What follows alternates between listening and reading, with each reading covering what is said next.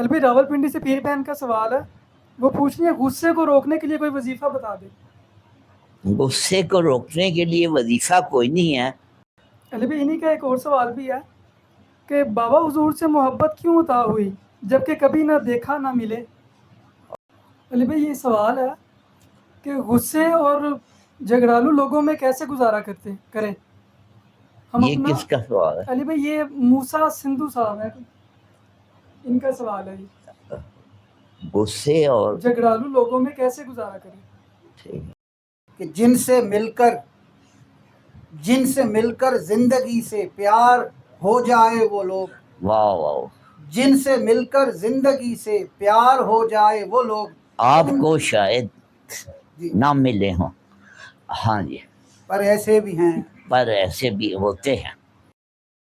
ہاں، البی راولپنڈی سے پیر بہن کا سوال ہے، وہ پوچھ رہی ہے غصے کو روکنے کے لیے کوئی وظیفہ بتا دے۔ غصے کو روکنے کے لیے وظیفہ کوئی نہیں ہے، بس ایک طریقہ ہے، اگر وہ اس کو استعمال کر لیں امید ہے کہ اس کو باوضو رہا کریں تو امید ہے کہ غصہ جو ہے یہ حدیث مبارکہ جی، غصہ ایک آگ ہے اور اس کو پانی سے بجھاؤ، ہے نا ایسی حدیث، ٹھیک ہے نا۔ غصہ جب آئے 3 گلاس پانی پی لیں، غصہ ٹھنڈا ہو جائے، ٹھیک ہے۔ باوضو رہیں، غصہ آئے گا ہی نہیں، ٹھیک ہے نا۔ مزید غصہ آئے جا کے شاور لے لیں، غصہ ٹھنڈا ہو جائے گا۔ یہ باقاعدہ حدیث کی روشنی، کیوں مولانا؟ حدیث کی روشنی میں غصہ آئے تو اس کو غصہ ایک آگ ہے، اسے پانی سے بجھو۔ اور ایک اور جگہ فرمایا کہ اگر غصہ آئے تو بیٹھ جاؤ اور اگر بیٹھے ہو تو لیٹ جاؤ، ٹھیک ہے نا۔ تو غصہ جو ہے نا آپ کو اس سے کم ہو جائے، یعنی کہ آپ اپنے آپ کو اس وقت ریلیکس کر دیں تو آپ کا غصہ کم ہو جائے گا۔ اس میں مزید میں اضافہ کر دیتا ہوں کہ آپ ایک گہرا سانس لیں ناک کے ذریعے اور سانس کو اندر ہی رکھیں، گہرا سانس لیں ناک کے ذریعے، سانس کو اندر ہی رکھیں، 4 تک گنیں اور سانس کو منہ سے باہر نکال دیں۔ یہ عمل آپ 3 دفعہ کر لیں، اور امید ہے کہ آپ کے جو اعصابی جو آ رہا ہے آپ پہ کیفیت وہ ختم ہو جائے گی۔ اور یہ بڑا آزمودہ طریقہ ہے، انٹرنیشنلی یہ آزمودہ طریقہ ہے، ٹھیک ہے نا جی۔ علی بھائی انہی کا ایک اور سوال بھی ہے کہ بابا حضور سے محبت کیوں عطا ہوئی جبکہ کبھی نہ دیکھا نہ ملے۔ یہ تو میرے خیال ہے اس محفل میں کتنے لوگ ہیں جنہیں دیکھا ملے، ہاں ٹھیک ہے، ساری محفل کا یہ سوال ہے، ٹھیک ہے۔ پہلا جواب تو یہ، اس وقت کتنے بندے بیٹھے ہوں گے؟ 40 تو ہوں گے نا اندازاً۔ کون سے جناب؟ یہ کوئی بی بی ہیں؟ ہاں بی بی، یہ یہاں پہ 40 بندے بیٹھے ہوئے ہیں اور 40 کے 40 جو ہے نا حیران پریشان ہیں کہ ان کو واسی صاحب کی محبت کیسے مل گئی، اور جب کہ انہوں نے نہ دیکھا اور نہ کبھی ملے، تو اب آپ کو کیا جواب دیا جا سکتا ہے، ٹھیک ہے نا۔ تو صرف یہی ہے کہ دین محمد صاحب نے ایک لفظ ابھی دیا ہے، اور یہ ایک آپ کے اوپر یہ ایک رحمت ہوئی ہے، یہ رحمت انگیز بات ہوئی ہے اور حیرت انگیز بات ہوئی ہے کہ آپ کو یہ محبت مل گئی، ٹھیک ہے، ٹھیک ہے۔ اور رحمت کہتے اس کو ہیں جو بغیر فارمولے کے ملتے۔ اب عرب کا جو معاشرہ تھا، دین محمد صاحب بیٹھے ہوئے ہیں، تو قرآن پاک میں بہت سی قوموں کے واقعات ہیں جو کہ جنہوں نے نافرمانی کی اور عذاب آیا اور وہ صفحہ ہستی سے وہ منجو داڑو بن گئی، پتہ نہیں یہاں پہ کوئی تھا یا نہیں تھا، یا احرام مصر بن گئی، پتہ نہیں یہاں کوئی انسان کبھی تھا بھی یا نہیں، ٹھیک ہے نا۔ تو لیکن عرب کا جو معاشرہ تھا وہ ان سارے معاشروں سے زیادہ برے حالات میں تھا، تو وہاں پہ تو بہت بڑا کیئر آنا چاہیے،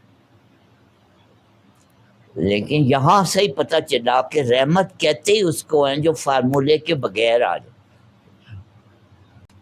تو وہاں پہ بجائے عذاب آنے کے وہاں پہ رحمت للعالمین آ گئی، تو یہ کیسے عجیب بات، تو یہ حیرت انگیز اور رحمت انگیز بات یہ ہوتی ہے کہ فارمولے سے علاوہ ہی عام طور پہ فارمولہ تو یہی ہے کہ آپ کسی کو دیکھتے ہیں یا ملتے ہیں اس سے محبت ہوتی ہے، تو اس فارمولے کے علاوہ محبت ہو جائے تو یہ رحمت ہی رحمت۔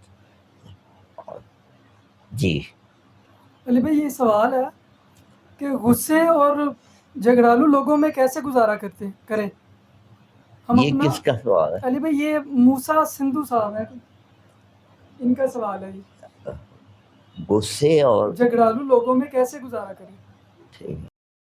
دیکھیں، اور جس بندے کو غصے اور جھگڑالو لوگوں کے درمیان پیدا کیا گیا ہے وہ ایک بات یاد رکھے اور اپنے آپ کو یاد دلاتا ہے کہ اللہ اس کی کوئی اسپیشل تربیت کر رہا ہے، ٹھیک ہے، کیونکہ جو لوہے کو خالص کرنا ہو یا سونے کو خالص کرنا ہو اس کو بھٹی میں ڈالا جاتا ہے، ٹھیک ہے، تو جس آدمی کو مشکل حالات میں پیدا کیا گیا ہے اس کا مطلب ہے کہ اس نے کوئی خاص آدمی بنا، ٹھیک ہے، اور دنیا کے تمام عظیم انسانوں کو پڑھ لیں، کوئی ایک انسان بھی نہیں ملے گا آپ کو جو کہے گا کہ جی میں جب پیدا ہوا تو ہر طرف سونے چاندی کے دریا بہ رہے تھے اور ہر طرح کے انعامات مجھے حاصل تھے، کوئی عظیم آدمی آپ کو ایسا نہیں ملے،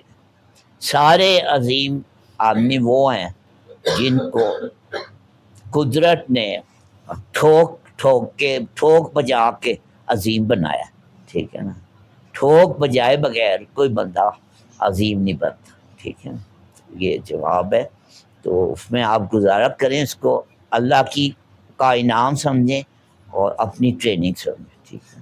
علی بھائی یہ کاشف علی صاحب ہے، جی جی یہ سوال پوچھ رہے ہیں، علی بھائی جب زندگی میں کچھ سمجھ نہ آ رہا ہو تو کیا کیا جائے، تو کیا کریں؟ زندگی میں جو کب سمجھ نہ آ رہا ہو، اور ایک آسان طریقہ ہے، اللہ نے اگر آپ کو کوئی اچھا دوست عطا کیا ہے تو اس کے ساتھ بیٹھ کے آپ ایک چائے کا کپ پی لیں تو ہو سکتا ہے آپ کا مسئلہ اسی سے حل ہو جائے۔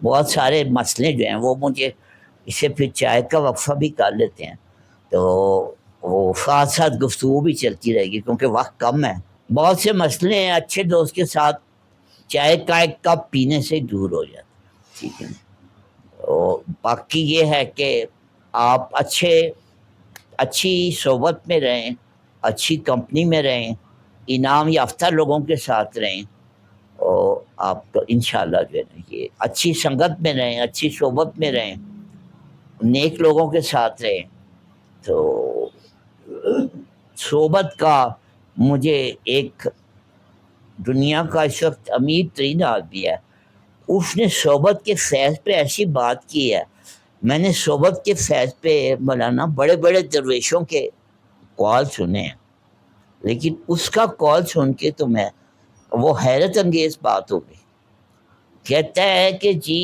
اگر کمرے میں 5 ادیب بیٹھے ہیں اور آپ چھٹے ہیں تو آپ چھٹے ادیب ہوں گے، کمرے میں اگر 5 ادیب بیٹھے ہیں اور آپ ان کے ساتھ بیٹھے ہیں تو آپ، اس کا مطلب ہے آپ چھٹے ادیب بننے والے،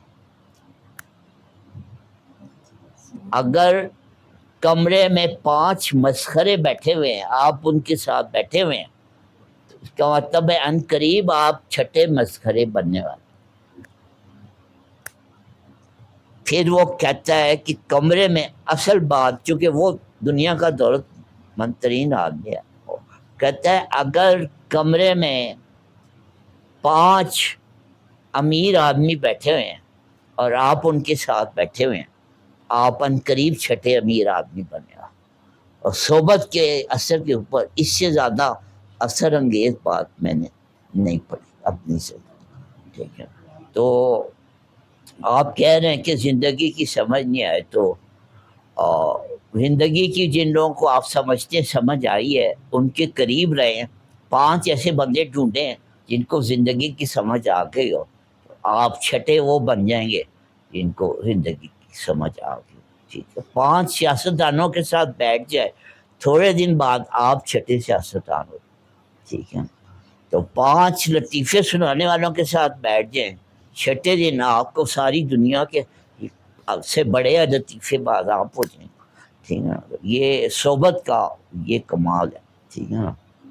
تو باقی ہمارے ایک شاعر, کیونکہ یہ اس جگہ کا ادب سے بھی تعلق ہے, تو ہمارے ایک بڑے عظیم شاعر کا وصال ہوا ہے. انہوں نے اب یہ سوال ہوا ہے کہ جب زندگی کی سمجھ نہ آ رہی ہو, ابھی ان کا 2-3 دن پہلے وصال ہوا ہے, اور ان کا کمال یہ تھا کہ وہ نابینا تھے اور شاعر ایسے تھے کہ بس. تو ان کی آپ کے موبائل ہے, میں آپ کو بتاتا ہوں. اور ان کا نام تھا تیمور حسن تیمور. ہاں جی, نابینا شاعر تیمور حسن. اور وہ ڈاکٹر, اردو میں انہوں نے ڈاکٹریٹ کی تھی. ڈاکٹر تیمور حسن تیمور ان کا پورا. آپ دیکھیں نابینا بندہ غزل کیسے لکھ سکتا, اور کیسی کتنا اعلیٰ غزل لکھ سکتا. علی بھائی جی یہ جو آپ نے جواب ارشاد فرمایا اس سوال کا, اس پر ایک شعر اگر جی اجازت ہو جی تو جی بسم اللہ. کہ جن سے مل کر زندگی سے پیار ہو جائے وہ لوگ, واہ واہ, جن سے مل کر زندگی سے پیار ہو جائے وہ لوگ آپ کو شاید جی نہ ملے ہوں. ہاں جی, پر ایسے بھی ہیں. پر ایسے بھی ہوتے ہیں, آپ کو شاید نہ, پر ایسے جن سے مل کے, مولانا فرما رہے جن سے مل کے زندگی سے پیار ہو جائے, ایسے آپ کو شاید نہ ملے ہوں, مگر ایسے بھی ہوتے ہیں. تو اگر آپ کو زندگی کی سمجھ نہیں آ رہی تو ایسے بندے سے ملیں جس سے مل کے آپ کو زندگی سے پیار ہو. ان کے لیے دعا بھی کرنی ہے, سب نے کی غزل بھی سننی ہے. یہ نابینا تھے تو انہوں نے ساری تعلیم مکمل کی, اس کے بعد ایم اے اردو کیا, اس میں گولڈ میڈل لیا, اس کے بعد اردو میں پی ایچ ڈی کی. اور آپ بڑا شعر سنیں, آپ کو اندازہ ہوگا کہ امی بندہ بھی تفسیر لکھوا سکتا. فرماتے ہیں تجھے زندگی کا شعور تھا تیرا کیا بنا, تجھے اور زندگی کا شعور تھا تیرا کیا بنا, تو خاموش کیوں ہے مجھے بتا تیرا کیا بنا. رحمان بھائی سنیں ذرا. نئی منزلوں کی تلاش تھی سو بچھڑ گئے, میں بچھڑ کے تجھ سے بھٹک گیا تیرا کیا بنا.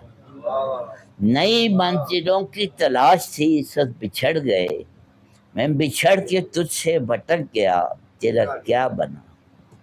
مجھے علم تھا کہ شکست میرا نصیب ہے, مجھے علم تھا کہ شکست میرا نصیب ہے, تو امیدوار تھا جیت کا تیرا کیا بنا. مجھے علم تھا کہ شکست میرا نصیب ہے, تو امیدوار تھا جیت کا تیرا کیا بنا. میں مقابلے میں شریک تھا فقط اس لیے, میں مقابلے میں شریک تھا فقط اس لیے, کوئی آ کے مجھ سے یہ پوچھتا تیرا کیا بنا. میں مقابلے میں شریک تھا فقط اس لیے, کوئی آ کے مجھ سے یہ پوچھتا تیرا کیا بنا. جو نصیب سے تیری جنگ تھی وہ میری بھی تھی, جو نصیب سے تیری جنگ تھی وہ میری بھی تھی, میں تو کامیاب نہ ہو سکا تیرا کیا بنا. جو نصیب سے تیری جنگ تھی وہ میری بھی تھی. میں تو کامیاب نہ ہو سکا، تیرا کیا بنا. تجھے اب یہ دیکھیں نابینا بندہ کیا ہے، تجھے دیکھ کے مجھے لگا تھا کہ خوش ہے تو. تجھے دیکھ کے مجھے لگا تھا کہ خوش ہے تو، تیرے بولنے سے پتہ چلا تیرا کیا بنا. میں الگ تھا اس لیے مجھ کو اس کی سزا ملی. میں الگ تھا اس لیے مجھ کو اس کی سزا ملی. تو بھی دوسروں سے تھا کچھ جدا، تیرا کیا بنا.